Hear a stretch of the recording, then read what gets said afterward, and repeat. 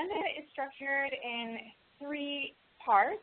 What we really want to do is deep dive into how insights about our customers influence what we do, influence our ideas, and how we can really use that to make an impact from a mobile perspective, and of course this applies to digital as well. But what we're predominantly going to focus on is mobile.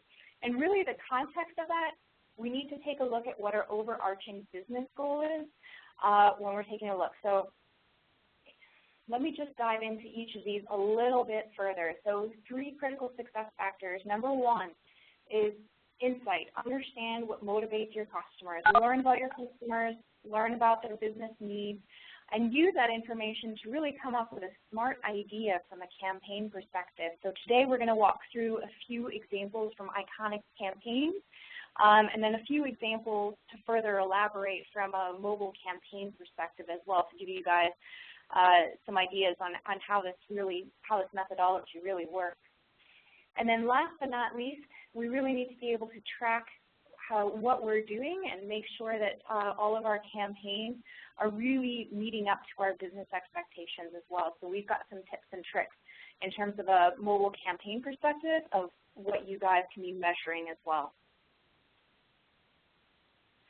So first and foremost, from an insight perspective, your customers have a need.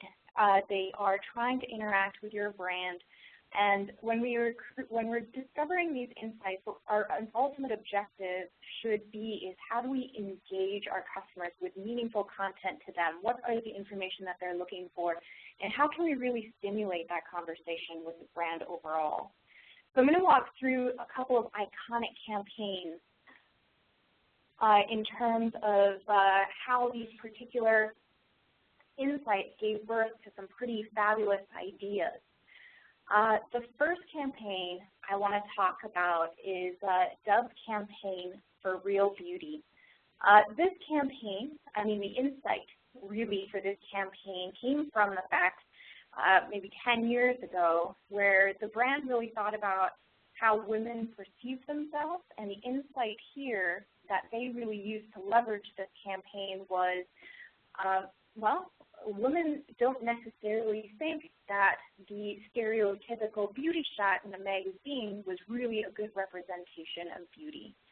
So they used this key insight to create a pretty brilliant campaign, and we still see this campaign winning at Cannes even this year, where the definition has changed and they're leveraging that concept in all of their marketing materials and all of their collateral. So that's one example of how insights can generate some pretty good ideas and how that resonates with this particular customer audience. Another example of an insightful campaign is Civic Nation. So the Honda folks did some research about their customer segment that bought Honda Civics, and what they discovered when they were running this campaign several years back was that the typical Civic customer purchased a car but really personalized that vehicle to suit their own needs. So there's a whole bunch of Civics out there at the time that were customized using aftermarket parts, stereo systems, and what have you. And really, this vehicle at that time, what it was known for was that personalization aspect. So they built a campaign around it. This is one of the few car campaigns that I've ever seen where you're not seeing the standard model or trim that they have right out of the catalog. They actually showed vehicles that were individualized and really personalized to the people who were actually purchasing the vehicles themselves.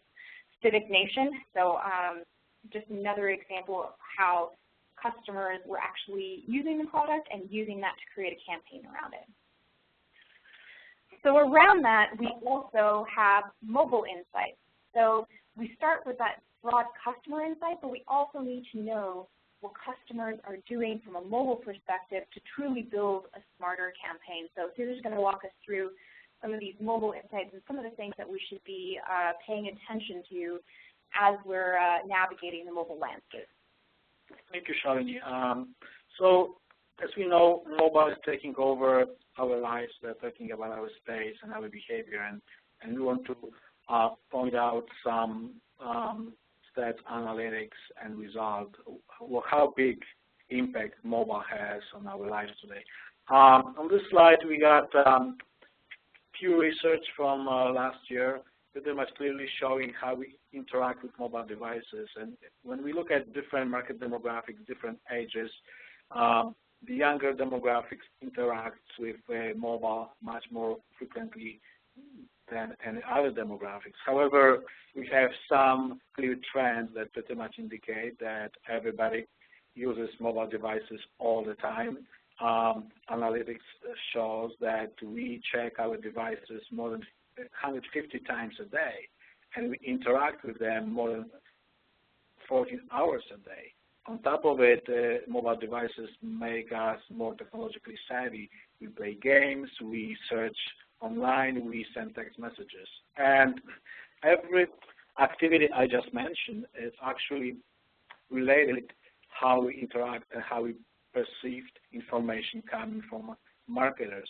On the right-hand side of the slide, we see that top activities in every group demographics pretty much start with sending and receiving text message.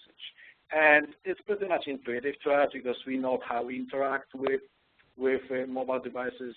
Besides making calls, we actually send and receive messages on daily, hourly basis. And the younger we are, the more text messages we send. But what is not so intuitive, and marketers don't really realize, that the second top activity with mobile devices is taking and sending image, picture, and video. So the top three activities in our mobile behavior are related to mobile texting. And then we access internet, we do searches on mobile devices, we record videos, and we download and play games. So since top activities in mobile space are related to texting, we do believe that this is the most common channel we should interact with our audience and our customers. So as we all know, mobile is part of our lives, but at the same time, we need to realize this is a very, very personal space. And that's why there are very strict regulations by FTC in the United States, how we approach our customers and interact with them over mobile devices, especially over messaging. Since this is very personal space, we cannot send them very frequent messages. We have to be very sensitive to that space. And the stats we have on the slide actually show clearly that this is very personal space, and our customers are willing to share not everything over mobile. They are pretty much eager to share the demographic information, sometimes location, but they don't really want us to be in the address book. So when we develop our mobile campaigns, we need to take this into account, how our customers react to information and to main channel we would like to access them to. So now let's talk a little bit about different mobile technologies. We use basically 4 different touch points, 4 different channels in mobile direct push technology. One of them is email that more and more people open and interact with on mobile devices. More and more people have smartphones. They set up email inboxes on their phone, and they can check them whenever they want. We also interact through social media, Facebook and Twitter, and the most common channel of communication through mobile devices is actually text messaging. And if you compare percentage-wise open rates of email, Facebook, Twitter, and messaging, the structure is, Facebook, it's not that engaging. People have a lot of freedom when they see posts on Facebook. Twitter is a little bit more interactive, a little bit more instantaneous. Email is a little bit coming from the same background as we had on our laptops. We opened some of them, not all of them. Email actually was invented and was rolled out to user space through spam system, and we all remember last 10 years ago, the first emails we got were pretty much spam, and that behavior stayed with us, which is why open rate of emails is significantly lower than open rate of text messages. We actually open pretty much every single text message we receive on our phones, and that's what we should benefit from and talk to our customers and fans over. So mobile is very personal, but at the same time, it's very persuasive. We can use this channel to deliver information at the right time and the right location. And the power of persuasion is much bigger than any other channels. And especially with messaging here, on this slide we see engagement and persuasion through different mobile channels. Since text messaging, SMS, and push notifications are pretty much opened instantaneously on every phone, the persuasion there is significantly higher. I like to call it this emotional messaging because we send our customer a message and they open it right away. That's not the case with any other mobile channels, as we can see per those stats. And that's why we encourage our clients to leverage the power of messaging through their mobile marketing channels.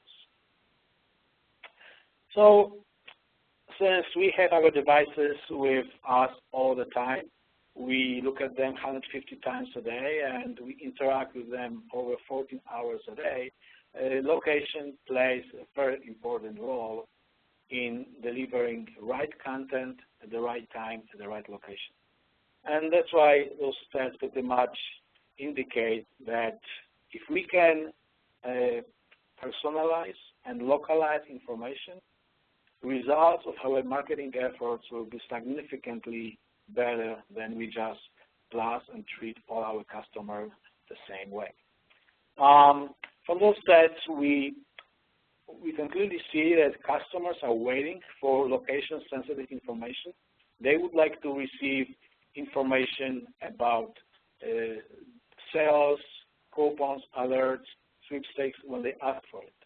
They also would like to receive information related to their current location, so they can interact with this information and pretty much take advantage of this. So all those aspects of mobile behavior should be taken into account when we design and create our mobile marketing strategy and how to align mobile initiatives with all other marketing initiatives.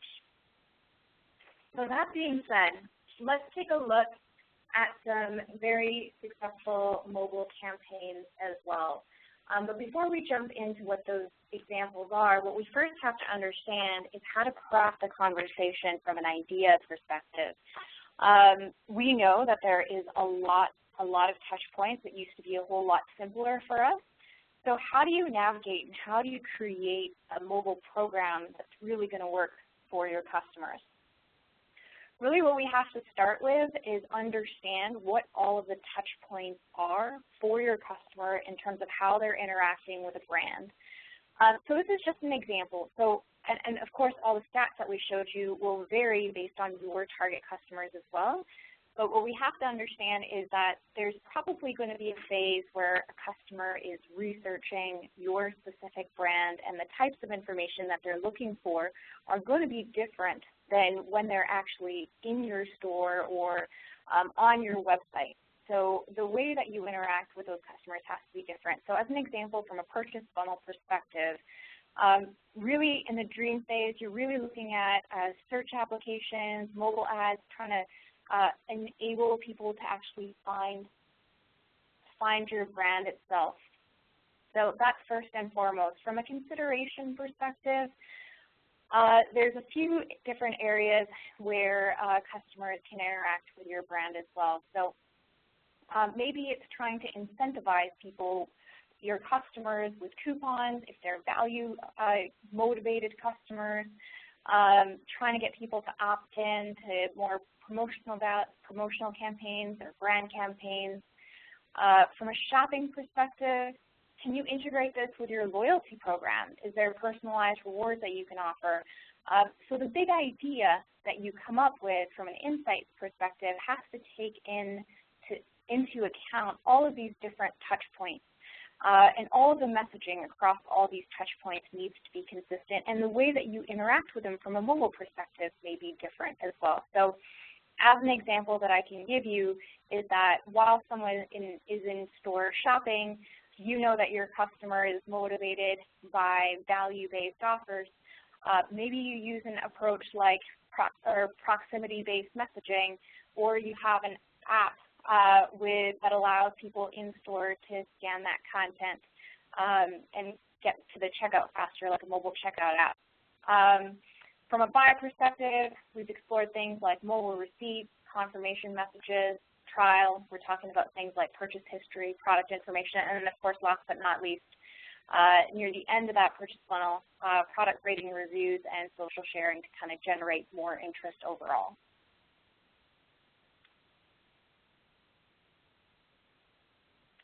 All right, so I just want to send out a couple of links. We were having some trouble with the video earlier, so I am going to send out a link to everyone so everybody can actually get access to this. So give me 1 second, and if you guys want to pull this up on YouTube, that's probably the easiest way for us to all view this video simultaneously. So give me 1 second here, and I'm going to send it out to everyone.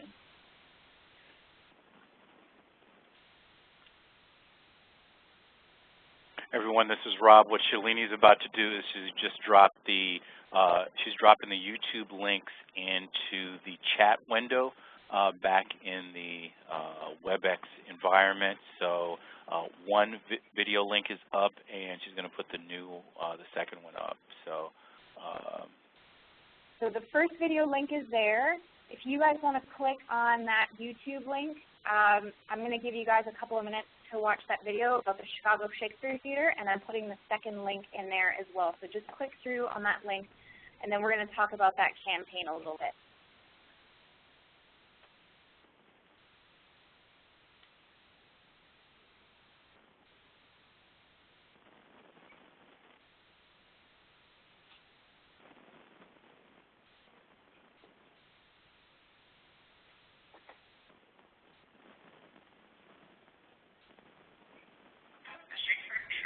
oh wow, it's working.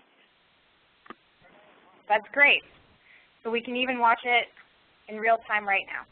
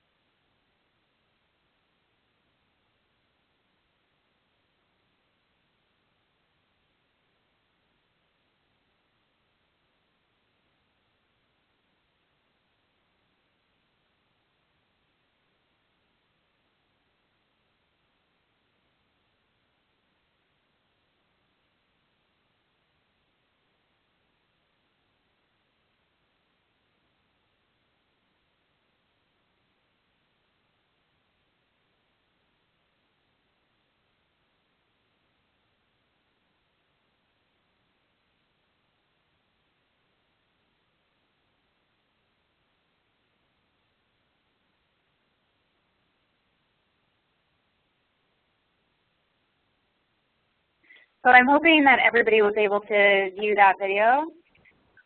We're going to go back to our presentation.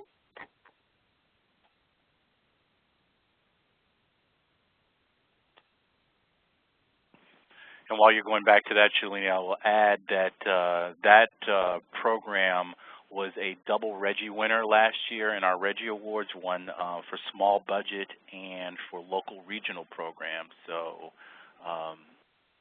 hats off to ARC and Leo Burnett. Absolutely. So, yeah, it was definitely an award-winning campaign, Reggie winner. It also won an Addy and OMA Smarty. So, yeah, it was a great campaign. So let's just talk through kind of how this campaign works. So the business goals, we definitely need to set the context of the intent of this campaign. And as you saw through in that video, they wanted to get more people in seats at the Chicago Shakespeare Theater. So the insight that they started with is that the target market is interested in the arts. The other insight that they had is that, of course, the majority of their customers had mobile devices, easy accessible, and it was a slightly older demographic, so they were more texting. The SKU for texting was a little bit higher than mobile app or mobile web usage. So how the campaign worked is that there was a call to action at the Art Institute on bus stands where you could text in to get more information because you're looking at this amazing George Seurat painting and there's missing characters. It's a bit of a mystery what's going on. You text in and then you get a video that's shared back to you via mobile that basically told you about the Chicago Shakespeare Theater play and how you could participate via social media as well. So that was the big idea. And like I said, from an impact perspective, it was huge, 8 million impressions, and the play was sold out and ran an additional 7 nights, hugely successful for the Chicago Shakespeare Theater. So there's a second link as well. So I'm going to go ahead and share that with everyone as well. All right, let's watch the second video here for McDonald's.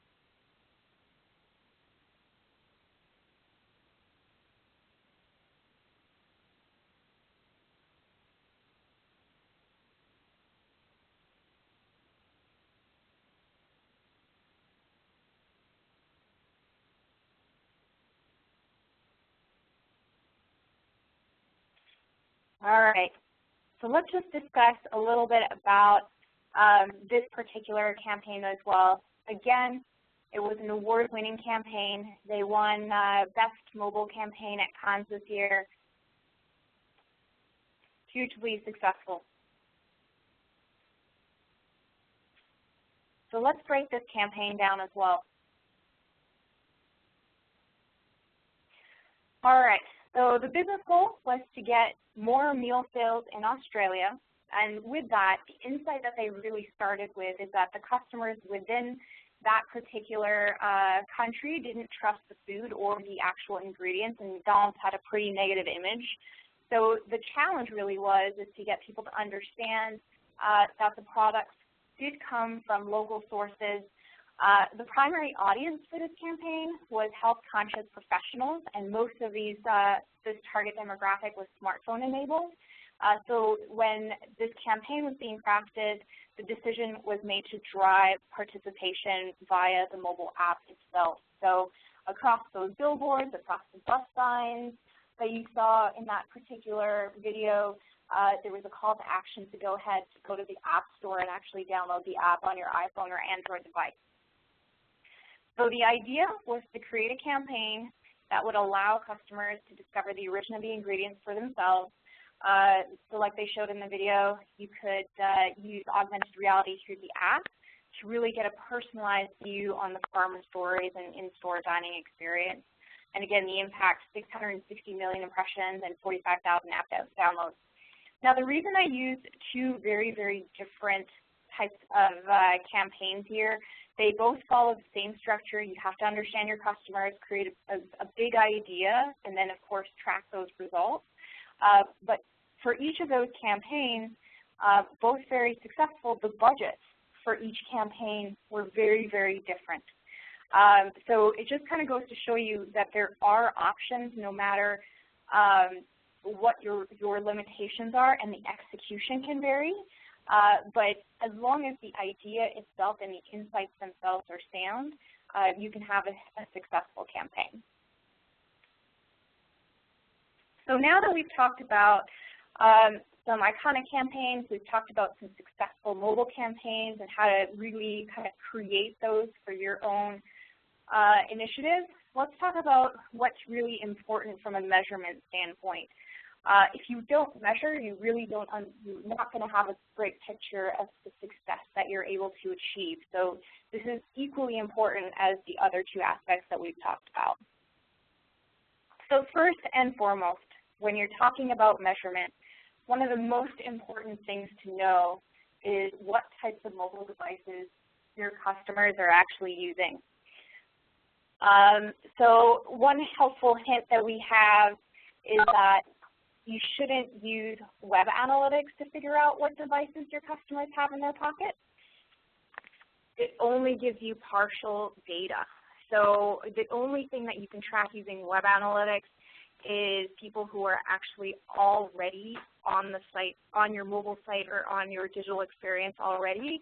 You may be losing a good portion of folks who aren't necessarily not involved in that particular medium. So a better way to measure who is or what types of devices your particular audience has is two ways. One is if you have as part of your conversation some sort of text campaign.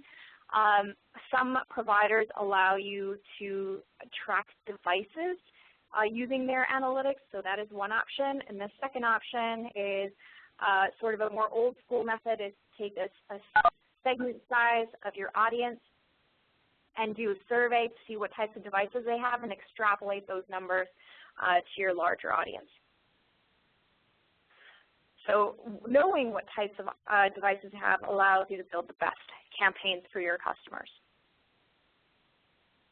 Second piece is you need to measure often. So measuring once is not enough, and this is especially important as it relates to mobile campaigns. One thing that we learned about mobile is that stats, they really do change over time. We've seen campaigns where based on initial launch, the numbers will change as mobile is a sticky technology. So what you'll see is that you measure at the beginning once your campaign is launched, and you measure again 3 months later.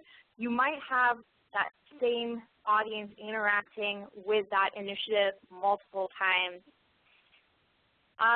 So keep tracking the campaigns over and over again. And then the other thing that we really recommend is to segment your list. And a lot of folks do this via digital as well. Have a small control group when you first start. Don't send it out to everyone. Have a couple of different smaller control groups. Send out slightly different messaging to each of those groups and see what resonates the most before you send it out to the entire audience. Have a beta group when you're testing out your mobile app to see which version or what enhancements are working versus others. That'll really enable you to make sure that you're going to get the expected results you hope to see when you launch it to a broader group of people. So we already talked about this. Test your campaign a little bit. A/B testing. So you can always use multiple calls to action. Don't use a single call to action. You're going to see that even making small messaging tweaks and images and color make a big, big impact. I'll actually give you an example. Several years ago, I was working on the Dell digital experience, and we ran a small control test of what colors to make buttons on their site. So we tested blue buttons versus green buttons, and what we discovered is that with green buttons, we saw a 12% lift of sales. So just that simple color change actually enabled us to generate higher sales results. So you'd be surprised at what types of tweaks will generate results for your organization and for your brand. It's super, super easy to do with mobile. Just like with digital technology. So talk to your provider, talk to someone who's familiar with it to execute this on all of your campaigns for sure. So with that, we've kind of covered our three-step process. We've talked about insights, we've talked about ideas and where the best ideas come from based on insights and understanding what your customers are doing via mobile. And we've talked about measurements as well. So what I'd like to do now is open it up for questions if there are any. All right, everyone. Thank you. First of all, Shalini, Cesar, thank you very much for this session. Everyone, as I mentioned at the top of the session, if we go back to the WebEx window, and if you're still in the window, you can wiggle your mouse at the top of your screen. There should be a drop-down panel, and it should be a button to the left of that says return to return or something like that, and that should get you back into the window. When you're back there, you can enter your questions in the Q&A, or at least, as I mentioned, indicate that you do have a question, and we'll answer them in the order that they come in. So take a few minutes and do that. Shalini, Cesar, one of the things you mentioned that I thought was really interesting and so very much struck me is that usually, when we're thinking about, rolling out of campaigns and the actual execution of them, we're not usually talking about testing. But it was interesting that you brought up the fact that, the obvious thing with mobile that you can test. Is that still something that is taking time to take hold, that idea that you don't have to rush out with your full campaign as you're leveraging mobile? That's correct. If you're launching a mobile app, have a control group of people kind of review your app. Maybe it's 500 customers, maybe it's 1,000. Let them download it from the App Store, get some feedback from your preferred customers so you know what to expect. Same with a mobile site. Or when you're talking about more with push notifications or push messaging, same story there. Send it out to a smaller subset, figure out what your test market is, send it out to them. Maybe send 2 different versions to 2 subsets and see what performs better before you roll it out to everyone. Very interesting, very interesting. We do have a question from Jim Bond. Jim, I am going to unmute you, so go ahead and ask your question.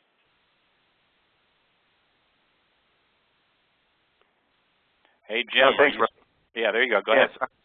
Thanks, Rob. Yeah, I saw somewhere on the IRIS website talked about a rich media messaging. I was just curious to learn a little bit more about that.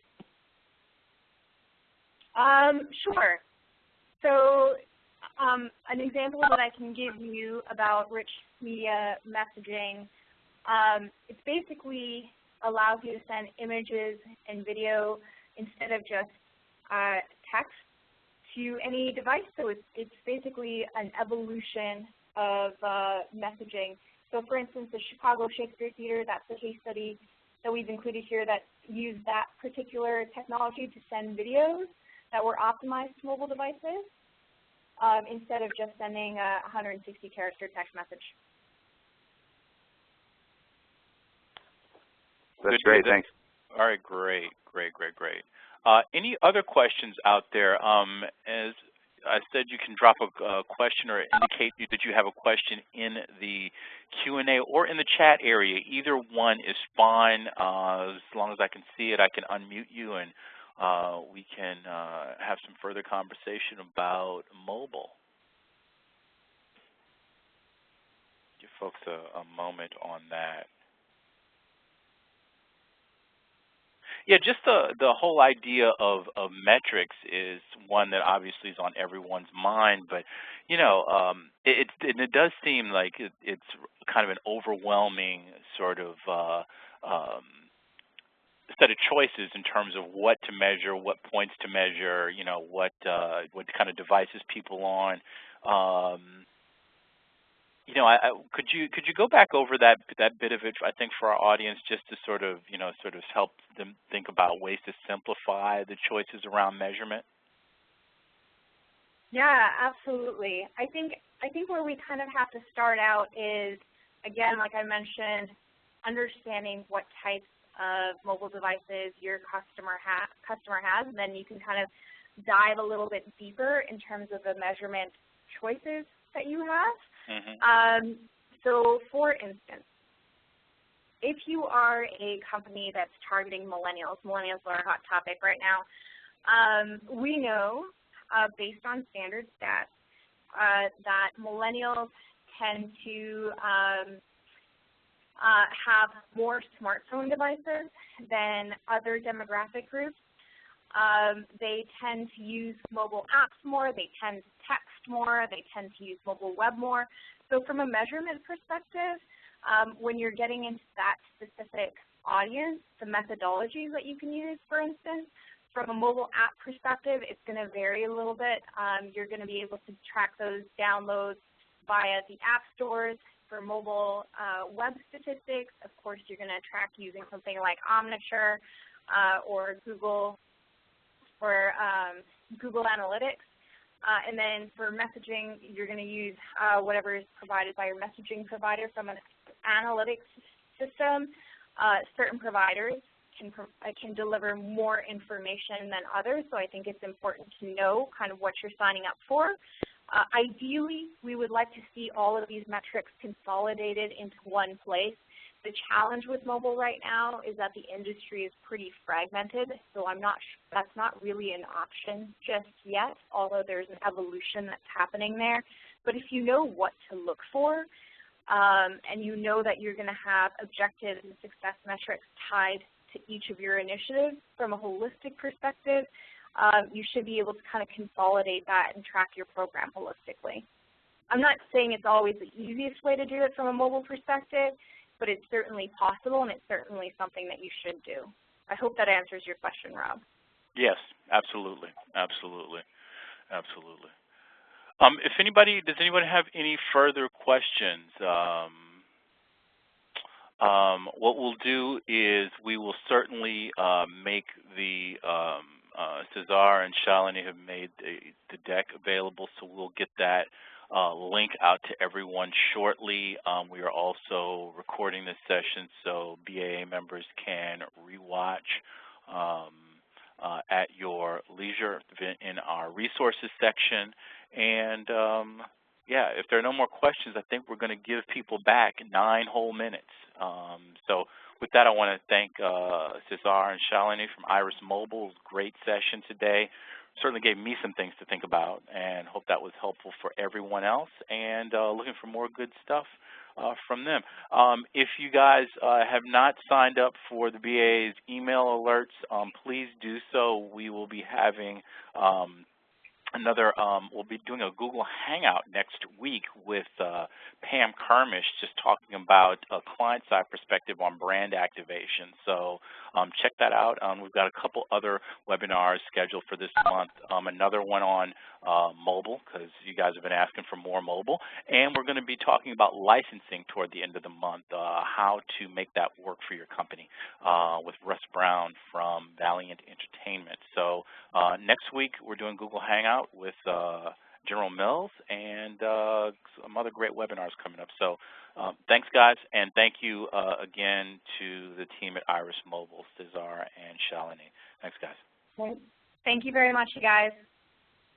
Take care. Bye. All right. Bye-bye.